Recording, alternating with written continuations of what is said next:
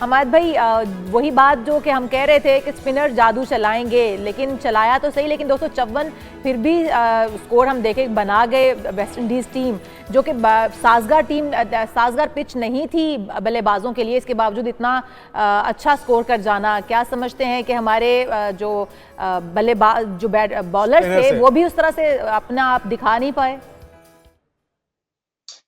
Thank you very much. सबसे पहले तो एक न्यूज की पूरी टीम और आप दोनों को मैं 1 साल जो मुकम्मल हुआ एक न्यूज का, उस पर मुबारकबाद। बहुत शुक्रिया। क्रिकेट की बात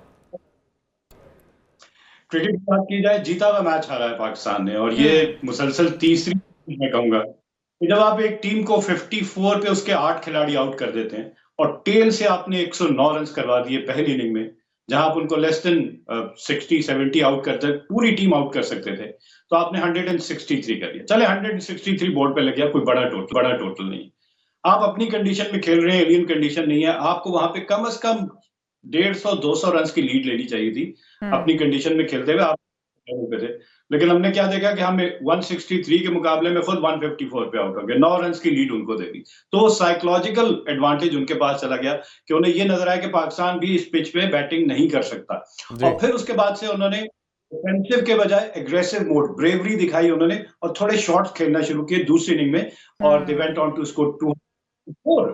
तो जब आप ब्रेव होंगे, आप जीतने के लिए खेलेंगे, तो फिर ऑब्वियसली रिजल्ट। लेकिन अच्छा हम हमाद भाई, ये भी है कि क्या हम बहुत ओवर कॉन्फिडेंट थे कि हमारे स्पिनर्स जो है वो खेल पाएंगे, उनका जादू चल जाएगा और उनके बल्लेबाज परफॉर्म नहीं कर पाएंगे? क्या ये ओवर कॉन्फिडेंस हो सकता है? नहीं, हमारे बैट्समैनों ने डिसअपॉइंट किया। देखे ना, अब हमने देखा कि हम बाहर की पिचेस पे जाते हैं तो हमारे बैट्समैन स्ट्रगल करते हैं। अब आप अपनी कंडीशन में खेल रहे थे, जो आपकी टेक्निक डेवलप होती है डोमेस्टिक में, आप इन्हीं पिचेस पे खेलते हैं और इन्हीं पिचेस पे परफॉर्मेंस की बेस पर पाकिस्तान टीम में आते हैं, तो आपके लिए तो कोई एलियन कंडीशन नहीं थी, सिर्फ मेंटल टफनेस थी। पैनिक बटन दब जाता है जब आपके 2 या 3 ऊपर के main batsman, Babar Azam again out of form, किस परफॉर्मेंस पे, वनडे की परफॉर्मेंस पे आप दोबारा उनको टेस्टिंग। तो हमारे यहाँ जो क्राइटेरिया बनाया जा रहा है वो नहीं समझ आ रहा। एक तो आखिर तो अभी हमाद भाई, क्राइटेरिया किसी को समझ नहीं आ रहा, और अगर हम होम ग्राउंड पे 34 साल के बाद वेस्ट इंडीज ने कारनामा सर अंजाम दिया कि हमें होम ग्राउंड पे हराया है, आगे गो के ओडीआई है चैंपियंस ट्रॉफी, लेकिन बहरहाल बहुत से प्लेयर्स टेस्ट के भी इसमें शामिल हैं, सीनियर प्लेयर्स की अगर बात की जाए, कोई खातिर खा कारकर्दगी नहीं दिखा सके। अब तो बोझ भी नहीं है बाबर आजम जैसे प्लेयर्स के ऊपर, शान मसूद की कप्तानी के ऊपर सवालात उठ रहे हैं, अब्बास को ना खिलाने पे सवालात उठ रहे हैं।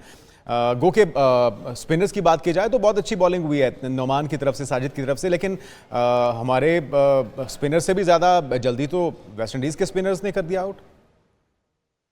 अच्छा जुनैद, मैंने लास्ट प्रोग्राम में भी कहा था हमें 3 स्पिनर्स की जरूरत नहीं है, तीसरे स्पिनर की। वो आप जबरदस्ती उनसे ओवर करते हैं। नुमान और साजिद काफी थे, और अगर आपको बहुत जरूरत पड़ती तो सलमान अली आगा मौजूद थे। आपको यहाँ पे बैटिंग में एक बैट्समैन और डाल देते आप, और फास्ट बॉलर जो हमने खिलाया, आप लेके जाते 9 बैट्समैन, जो आपने बमुश्किल 130 रन बनाए या पहली इनिंग में 150 रन बनाए, कम से कम आप 200 रन 250 रन बनाते। ये मैं कहता हूँ कैप्टन की कैलकुलेशन या मैनेजमेंट की वो हमें नहीं नजर आई कि आपको इस पिच पे किस तरह से दूसरी टीम को नीचे करना है। बड़ा रन बनाकर फिर शान मसूद की कैप्टनसी की आपने बात की, तो बड़ी पैथेटिक कैप्टनसी। 9 मैचेस पाकिस्तान खेले और उसमें अवे सीरीज तो हम सारी मैच हार गए, लेकिन पाकिस्तान के अंदर जो 7 मैचेस खेले गए, 7 में से 4 मैचेस हमारे। अब आप अपनी कंडीशन में 7 मैचेस हारेंगे, लेकिन तो साथियों के सवालों पर गुस्सा कर जाते हैं शान मसूद जब उनकी कप्तानी पे सवाल उठता है। तो बिल्कुल गुस्सा उनका, मैं कहूंगा कि जवाब नहीं है, उन्हें डिलीवर करना पड़ेगा। आप बांग्लादेश के खिलाफ 26 कर दिया आपने बांग्लादेश के, और फिर आप पाकिस्तान में 6 विकेटों से हार जाते हैं। साउथ अफ्रीका में आप 99 पे 8 आउट कर देते हैं, 150, आखिरी 2 विकेटों पे आप मजीद 50 रन कर देते हैं। तो कैप्टनसी हमारे अगर खिलाड़ी इसी तरह से खेलते रहेंगे, बाबर आजम की बात कर लेते हैं, एक बड़ा नाम, और रैंकिंग में अगर हम देखें तो हमेशा वो टॉप पर रहते हैं, नंबर 1 रहते हैं, लेकिन जब परफॉर्मेंस की बात आती है तो परफॉर्मेंस उनकी कहीं पर नजर ही नहीं आती है। मतलब बाबर आजम को अगर हम रेट करें तो हम सारे खिलाड़ियों, जो नए खिलाड़ियों से ज्यादा अच्छा शायद परफॉर्म कर रहे हैं। तो अगर यही हालात रहे तो फिर तो चैंपियंस ट्रॉफी का मजा भी किरकिरा होता हुआ नजर आ रहा है। क्या परफॉर्म कर पाएंगे ये तब? देखिए, जब आप एक इंडिविजुअल पे ओवर रिलायंस करते हैं, फिर ऐसे ही होता है कि अगर वो चल गया तो चल गया, नहीं चला तो फिर आप पूरी टीम, आपके हर जो 6 बैट्समैन या 7 बैट्समैन खिलाते हैं, हर एक का अपना रोल है। ये नहीं कि बाबर आजम चलेगा तो हम करेंगे, और बाबर आजम अगर नहीं चल रहा तो यार एक दफा फैसला करें कि वो परफॉर्म करेगा तभी टीम में वापस आएगा। हमने उसका नाम खिला दिया, तो नाम खिलाते रहेंगे तो ऐसी परफॉर्मेंसेज आती रहेगी। मैं सिर्फ बाबर आजम की बात नहीं कर रहा, बाकी rest of the batting apart from Rizwan और सऊद शकील बड़ी डिसअपॉइंटिंग हुई मुझे। और वो हुरैरा के साथ ज्यादती ये हुई कि ऐसी पिच पे उसको बैटिंग डेब्यू करवा दिया गया जिसमें दुनिया के बड़े से बड़े बैट्समैन आपको स्ट्रगल करते हुए नजर आए। मैं चाहूंगा कि अगर इस पे बैटिंग करके दिखाते, मेरा बिल्कुल मैं कहूंगा कि 100% वो इस पे बैटिंग कर सकते हैं। ग्रेट जावेद मियांदाद, मुदस्सर नजर, जहीर अब्बास, सलीम मलिक, यूनुस खान, इंजमाम, मोहम्मद यूसुफ, ये वो बैट्समैन हैं जिनकी टेक्निक को क्या स्वीप करना है, लेकिन ये सारे जो नाम थे अब ये माजी का किस्सा ही बन के रह गए हैं। जो मोहसिन नकवी साहब ने बात की थी कि जो परफॉर्म करेगा अब टीम में वही रहेगा। एक तो क्या अब जिन्होंने परफॉर्म नहीं किया वो टीम से बाहर होंगे, और फिर सवालात उठते हैं इस तरह की परफॉर्मेंस पे कि सिलेक्शन कमेटी ने क्या सोच के सारी सिलेक्शन की, जिन नामों को इग्नोर किया गया क्यों किया गया, और जिन नामों ने कंट्रीब्यूट करना था वो नहीं कर सके, तो अब क्या होगा उनका? जुनैद, इसके 3 जवाब हैं। एक तो मोहसिन नकवी साहब ये पहले 3 दफा स्टेटमेंट दे चुके हैं जो परफॉर्म करेगा वही खेलेगा, तो वो तो हमें नजर नहीं आया 3 सीरीज में। और जो मैंने इतने सारे नाम दिए ना, उनकी सर्विसेज से अब आप फायदा उठा लें। रिटायर हो गए, उनके पास वो एक्सपीरियंस है, वो तजर्बा है कि पिचेस पे कैसे बैटिंग की जाती है, उनके एक्सपीरियंसेस का फायदा उठा लें।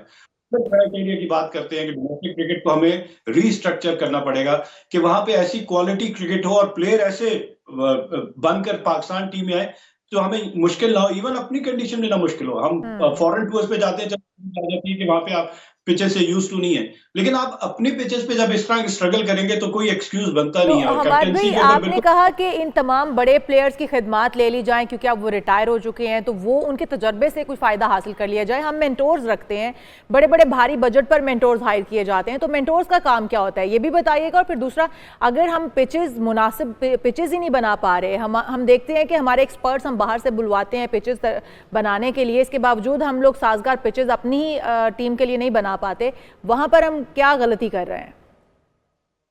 एक और गलत थिंकिंग जो हमारे फॉर्मर प्लेयर्स की वो ये है कि वो ये चाहते हैं कि उन्हें नेशनल टीम में ही कोच बना दिया जाए। लेकिन डोमेस्टिक क्रिकेट में आप जाएं, एक टीम के साथ फॉर्मर प्लेयर्स को आप एसोसिएट करें, और फिर जो आपने मेंटोर्स की बात की, इतनी लुक्रेटिव पैकेजेस हैं, तो उनका आउटपुट भी तो देखें, क्या उनके आउटपुट मिल रहा है, हमें नहीं मिल रहा, तो फिर ये जो इतने लुक्रेटिव पैकेजेस दिए आप छोड़ दें।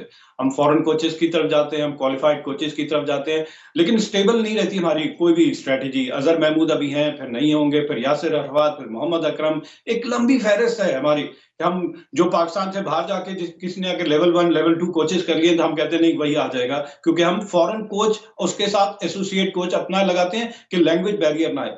बहुत सारी चीजें हैं। मैं कहता हूं कि अभी भी ग्रेट जावेद मियांदाद से बड़ा ब्रेन कोई नहीं है क्रिकेट में। इवन विव रिचर्ड कह चुके हैं कि मेरी जगह अगर किसी को बैटिंग करनी है तो ग्रेट जावेद मियांदाद मैं कहूंगा कि मेरी जगह बैटिंग कर लें। दुनिया जिसको मान रही है हम इंजमाम उल हक जैसा प्लेयर अगर को खेलना है और कब अटैक करना है, कब डिफेंस करना है। ये सारे जो बड़े नाम हैं हमाद भाई जिनका आप भी जिक्र कर रहे हैं, ये अपने वो क्वालिटीज आने वाले लड़कों में या जो आज टीम का हिस्सा है उनके अंदर तक क्यों नहीं डिलीवर कर सके और इनको यूटिलाइज क्यों नहीं किया गया? बाहर से हम इंपोर्टेड कोच लेकर आते हैं, उनको भारी भरकम मुआवजे देते हैं, लेकिन फिर भी धड़ेबंदियाँ ख़त्म नहीं होती। बैटिंग जो हमारी स्ट्रेंथ होती थी कभी वो उस तरह से नज़र नहीं आई और सबसे बड़ी वीकनेस बन चुकी है इस वक्त तो। और टेस्ट रैंकिंग इसकी वजह से जो एक अच्छा मौका हमने गंवाया है, नवी पोजीशन पे हम आ चुके हैं, तो किस तरह से सुधार पैदा होगा? इसका सबसे बड़ा हल ये है कि आप T20 क्रिकेट को 100% सेपरेट कर दें। जब आप तीनों फॉर्मेट में यही सेट ऑफ प्लेयर्स खिलाएंगे तो वो कंफ्यूज है कि उन्होंने एग्रेसिव खेलना है, उन्होंने टेस्ट क्रिकेट के अंदाज में खेलना है। टेस्ट क्रिकेट 5 दिन का क्रिकेट है, 2 दिन में खत्म हो गया टेस्ट क्रिकेट। ना आपको बैट्समैन की बैट्समैनशिप नजर आ रही है, ना बॉलर का कोई कमाल। बॉलर तो वहां कमाल दिखाए ना जहां उसको असिस्टेंट नहीं मिल रही, तब आउट करे। ऐसे पिच पे तो कोई भी जाके एक यार्ड बॉल टर्न हो रहा है वो विकेट करे लेगा। ऑब्वियसली बैटिंग बहुत मुश्किल है, लेकिन फिर बैट्समैन की बात आ जाती है। मैं बार बार वही कहूंगा कि माजी के ग्रेट्स इन्हीं पिचेस पे इनसे अच्छी बॉलिंग के अगेंस्ट रन्स करके दिखाते हैं। ग्रेट जावेद मियांदाद एंड मुदस्सर नजर अगेंस्ट इंडिया 451 रन्स की पार्टनरशिप। तो हमारे चैंपियंस ट्रॉफी के लिए आप किस खिलाड़ी को समझते हैं, कौन से खिलाड़ी काम दिखाएंगे और कौन से परफॉर्म कर पाएंगे? देखिए अभी तो पाकिस्तान का वनडे और T20 की बात की जाए तो ऑफ लेट देखा गया ऑस्ट्रेलिया में हम जाके जीत के आए, साउथ अफ्रीका में जीत के आए। तो उस विनिंग कॉम्बिनेशन को थोड़ा सा डेंट ये है कि साइम अयूब जो हमें इंटेंट के साथ शुरू में स्टार्ट देते थे वो नहीं है।